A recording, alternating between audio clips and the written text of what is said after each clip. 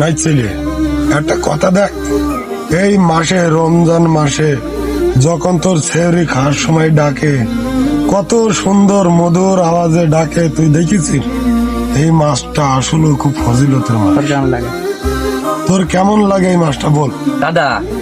এই মাছটা হচ্ছে আল্লাহ তাআলা আমাদের জন্য রহমত ভাবে তৈরি করেছে। যত গুনাহ, যত দান সাদগা সব এই মাসে আমরা করে থাকি। কারণ আমাদের দীর্ঘ 11 মাসে যত পাপ আমাদের ভারী হয়ে থাকে এবং শয়তানের ওসিলায় যত খারাপ কাজ করে থাকি, এই রমজান মাসের এই এক মাসে আমাদের সেগুলো আল্লাহ তাআলা নিজ দ্বিধায় মাফ করে দেয়।